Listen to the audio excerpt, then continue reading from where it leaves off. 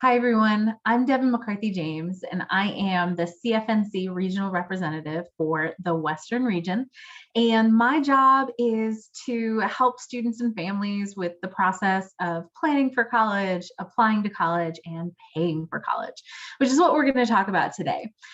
Over the next few months, you're going to be exploring your options and doing some soul searching about the next steps for you after high school.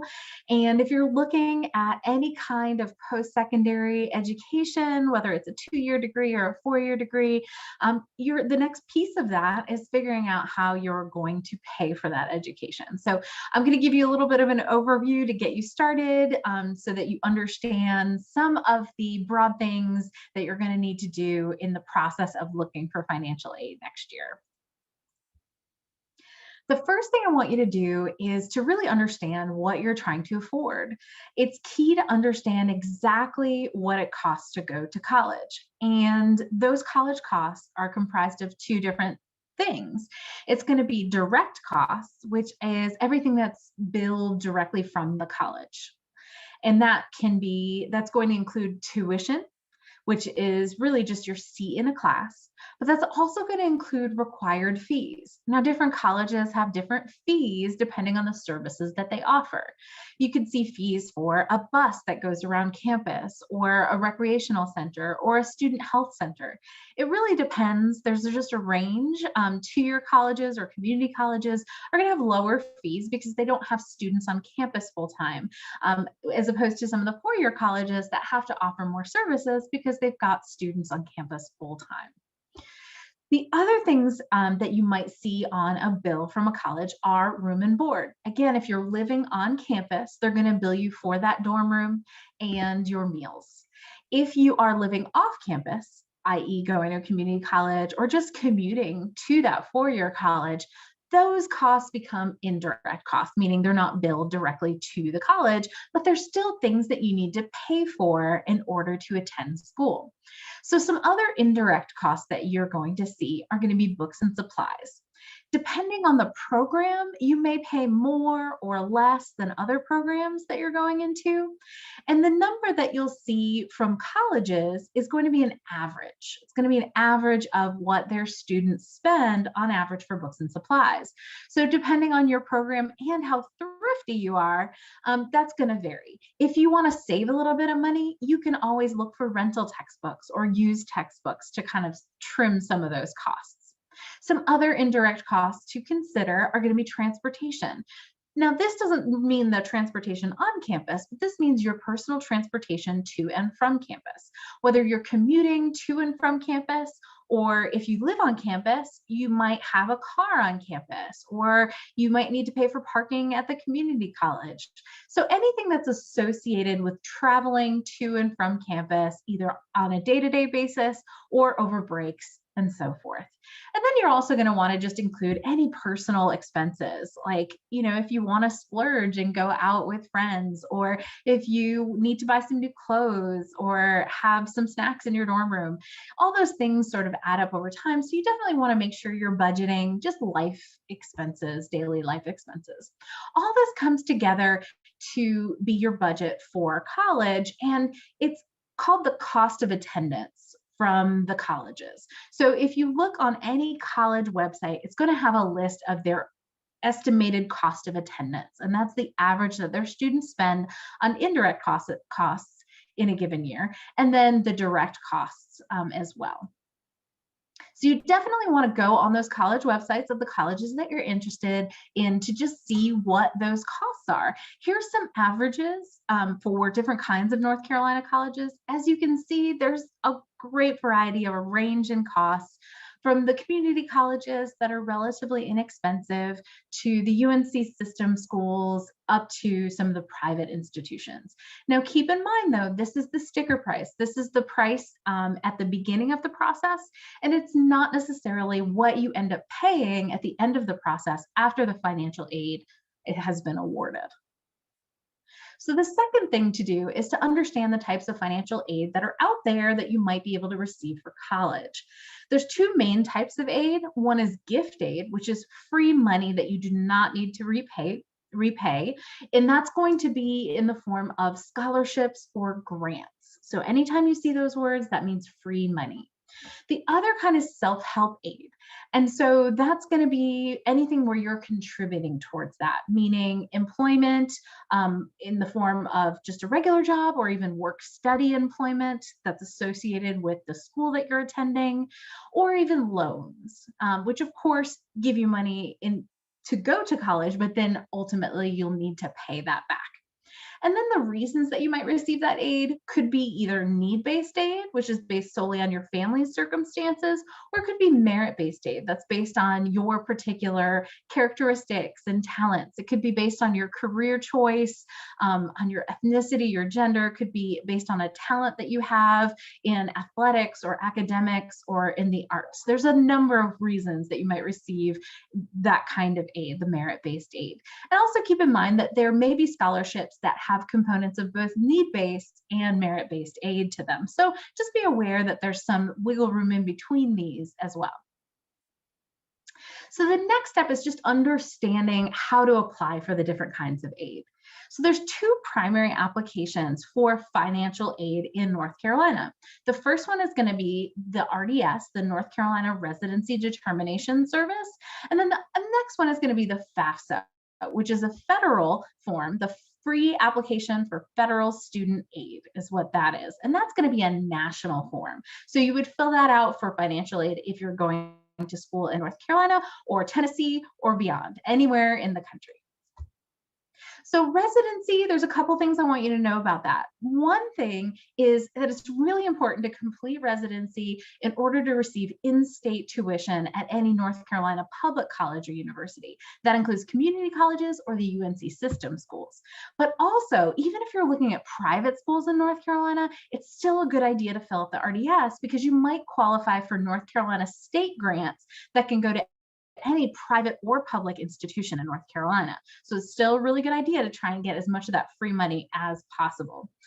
A couple of things to know: you can find the RDS on CFNC.org, and you're going to use your CFNC.org username and login. So if you already have a CFNC account, that's great. Go ahead and use that. If you don't yet have a free CFNC account, you can create one at any time. There's lots of tools and resources on CFNC, including the RDS. So it's a good idea to have that account. Also, you should know that you don't need to complete that super early. I don't want you to rush out and complete that in April, but you can complete this as soon as July prior to your senior year. All right, now let's talk about the FAFSA. So the free application for federal student aid, it really is the primary application for any need-based aid. You're going to start there, and you're going to want to do this alongside your application process. Some students get confused and think that they do this after their application process, but no, you want to make sure you're looking at schools, you're applying to schools, and you're applying for financial aid all sort of at the same time. Also, I did want to point out that there's another form that you may be asked to fill out by certain schools across the country. There are 5 schools in North Carolina that ask for the CSS profile. That's found on collegeboard.org, and I've listed those on the screen. So if you're applying to any one of those colleges, you may be asked to fill out this additional form. It's not a bad thing. It actually is to dig deeper into your family's finances to see if you might qualify for additional money, but it does cost a little bit of money to fill out the form itself. So I always like to say, don't complete this unless your colleges are asking for it. So the FAFSA helps you to pay for college by seeing what you're eligible for from a number of different organizations. So it is a federal form. So we're going to start with that the federal government is going to look and see what you qualify for in aid based on your responses in this FAFSA form. And then the state, based on your residency determination and the FAFSA information, is going to see what you qualify for in state grants and scholarships. Again, free money, which is great. Then the institution, so the colleges themselves, are going to see if you qualify for anything based on that FAFSA as well. And then I also like to point out that that FAFSA report, that information can also be used to apply to certain private scholarships that might have need-based components. You can find the FAFSA at studentaid.gov. You can also go to FAFSA.gov, but I recommend starting at studentaid.gov because that's where you can create your account. You can learn about all different kinds of financial aid opportunities. You can also download the Student Aid mobile app, and you can actually complete the whole FAFSA on your phone if that's something you want to do. You're going to be able to create your FSA ID, which is your secure account with the federal government for FAFSA purposes at any time. You could do that today if you wanted to, but you can't actually complete the application for aid until October 1st of fall, before the fall that you're seeking aid. So in your case, for juniors, you're looking at completing this in starting October 1st of 2021 for the following fall of 2022. College deadlines are going to vary from school to school, but a general rule of thumb is to try and complete this as soon as possible after that October 1st opening of the FAFSA form. The reason being that much of the free money, the grants from the federal government and the state government, and to some degree different colleges funds, can be first come, first serve based on the date that you click submit on the FAFSA. So we just want you to be as early as possible so that you qualify for as much free money as possible. And the FAFSA is an annual application, so just know that you're going to need to fill this out every year that you're seeking aid for college. So one thing I did want to make sure to explain is after you've filled out the FAFSA, you're going to need to use your family's finances. That means your finances, your parents' finances. You're going to be asked a bunch of questions about your family size and income and assets and things like that. And the output of all that information is something called an EFC, or the expected family contribution. Basically, what that is it's the calculation of your contribution to your college education and your parents' expected contribution to your education combined into a family contribution, which is what your family can reasonably be expected to pay in a given year for college based on those FAFSA calculations. And that becomes a very important number. So you're going to want to look out for that information on your student aid report when it comes to you, because it's used by the colleges to start awarding need-based aid. They take that cost of attendance that we talked about at the beginning, and they subtract that EFC, which is what your family can reasonably be expected to pay, and whatever's left over is your eligibility for need-based funds. Now, financial aid offices will then take that number and be looking for all the different kinds of funds, federal, state, institutional, that you might qualify for up to that amount. Now, they don't always succeed at meeting 100% of that number, but that's their goal, is to find as much of that as possible. You can find help with your FAFSA and with all aspects of the college and financial aid processes on CFNC.org. I do recommend just spending some time exploring what's out there. We have a number of resources to help you with this process. Also, one thing I wanted to point out is not only do we have FAFSA videos to help you with the FAFSA, but you can also find personalized local assistance by going to this map here and looking up the numbers and information for local financial aid offices that are happy to answer your questions about your FAFSA. The last thing I want to talk about in terms of things that you could be doing right now is going to be scholarship searches. Scholarship searches are the largest part of the scholarship process. Probably 90% of the time you spend on scholarships is just looking for scholarships for which to apply that you might qualify for. So I encourage you to do this now because you're going to have a lot on your plate in senior year. So start looking to see what scholarships are out there, make a list or a spreadsheet or whatever works for you to keep track of what's coming up in the next year that you want to apply to. Look on wherever your school counselor keeps scholarships. Many of them have a website or a listserv. Get in touch with that. Many of those scholarships will have spring deadlines, but some of them may have fall or summer deadlines as well, or winter. College scholarships generally do in the fall. Make sure to look on those college websites to know exactly what the expectations are for those college scholarships.